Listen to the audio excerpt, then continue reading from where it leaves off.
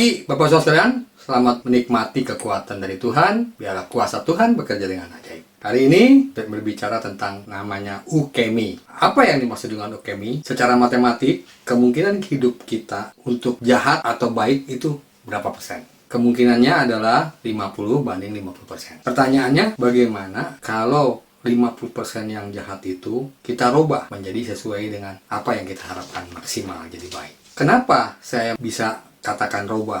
Ada satu hal yang menarik di dalam olahraga bela diri, judo atau kenpo. Ada istilah yang kita kenal namanya ukemi. Ukemi atau saya terjemahkan seni untuk jatuh tidak tergeletak. Cara berpikirnya yaitu selalu membuat orang itu jadi mawas diri tapi tidak jatuh sampai tergeletak. Istilah lebih kerennya adalah kelenturan pada saat orang tersebut jatuh. Jadi, Bapak Saudara sekalian, pemahaman ini berkembang untuk orang itu jatuh itu wajar, tapi jatuhnya gimana? Oleh sebab itu dipelajari di dalam ilmu bela diri nama ukemi untuk bisa jatuh dalam kondisi apapun. Menariknya, dia bisa jatuhnya dengan baik dan tidak cedera. Berikut ini bagaimana pemahaman bahwa ukemi itu penting dalam kehidupan kita. Jadi kata gagal itu bukan soal jatuh, tetapi seberapa siap dan seberapa cepat kita bangkit. Itulah seni jatuhnya. Jadi sekarang jatuh itu wajar. Kenapa saya katakan wajar? Karena kita lihat contoh di dalam kehidupan sehari-hari, kalau pensil aja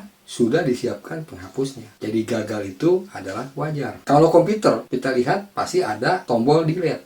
Artinya bisa menghapus apa yang menjadi kesalahannya. Dan di kantor atau di rumah kalau kita kerja, alat yang bernama tip X itu bagian sehari-hari di dalam kehidupan di kantor maupun di rumah kita.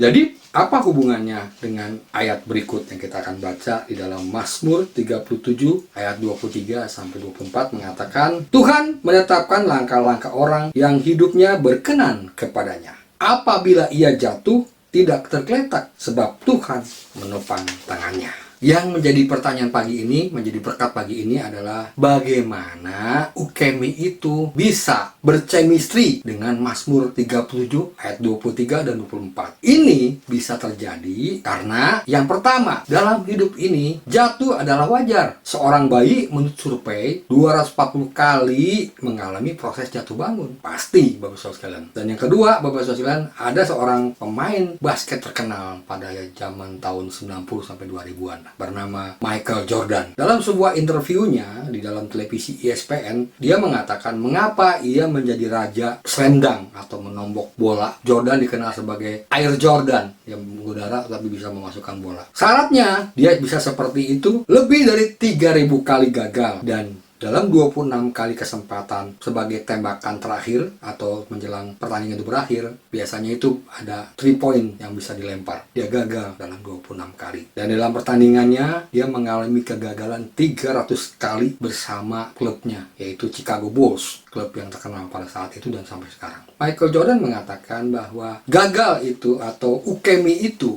wajar, karena ukemi itu adalah bagian dari kehidupan kita. Jadi Bapak Saudara sekalian, pertanyaannya, kalau kita gagal, berapa cepat dan berapa sigap kita untuk bisa bangkit kembali. Jadi arti kelenturan akibat gagal tersebut atau jatuh tersebut. Pertanyaannya, kalau kita jatuh tidak tergeletak. Apa hubungannya kalau tidak jatuh tidak tergeletak? Inilah yang menjadi sinergi Mazmur 37 ayat 23 dengan 24 dengan ukemi itu. Ukemi mengajarkan agar kalau kita jatuh, seni jatuhnya itu bagaimana? Yang terakhir, kalau kita jatuh pun, Raja Daud menulis bahwa Tuhan selalu menetapkan langkah-langkah orang yang hidupnya berkenan kepadanya.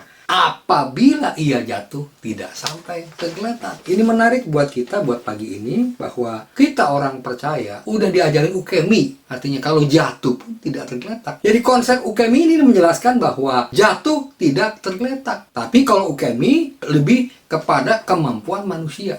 Jadi cara manusia menghadapi kejatuhan, cara manusia menghadapi kegagalan, cara manusia menghadapi situasi-situasi yang menjepit dan menghimpit dianya sehingga tidak takut lagi bahaya, dia tidak takut lagi jatuh karena jatuh adalah natural, itu adalah gejala alamiah. Mengapa kita takut jatuh kalau seni jatuhnya aja udah kita dapetin? Ditambah lagi pada saat kita sudah tidak takut lagi jatuh, maka kejatuhan adalah kekuatan bisa bangkit. Mengapa saya katakan demikian? Karena hari ini kita mendapat impartasi bahwa Ukemi Mazmur 37 ayat 23-24 ini sudah merekat erat. Bagaimana kita bisa mengerti? Ukemi mengajarkan kita untuk tidak takut jatuh. Walaupun jatuhnya tergeletak. Tapi tidak tergeletak dengan cara seni jatuh. Diperkuat lagi dengan firman Tuhan. Raja Daud mengatakan bahwa Tuhan menetapkan langkah-langkah orang yang hidup berkenan kepadanya. Apabila dia jatuh, tidak akan tergeletak. Kenapa?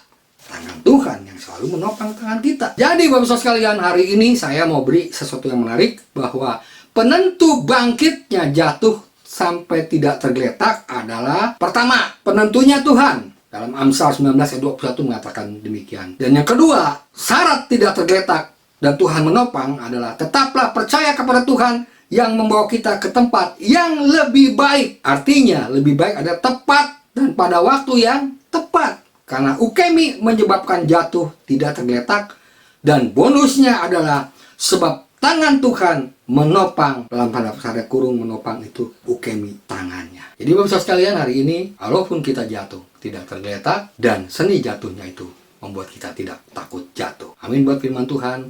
Biar pagi ini menjadi berkat dan memberikan sesuatu yang luar biasa di hati sekalian. Mari kita berdoa. Tuhan yang baik, biarlah Tuhan bertahta dengan ajaib pada situasi kami, menyebabkan kami tidak mengerti apa itu jatuh dan apa itu tergeletak.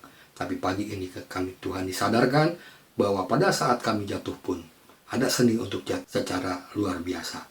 Sehingga jatuhnya tidak tergeletak. Karena pada saat ini juga kami sadar, pada saat kami jatuh pun tidak sampai tergeletak. Sebab tangan Engkau menopang tangan kami. Ajar Tuhan kami mengerti firman Tuhan ini lebih dalam lagi, sehingga kami mendapat berkat yang luar biasa. Dalam nama Tuhan Yesus kami berdoa. Haleluya. Amin.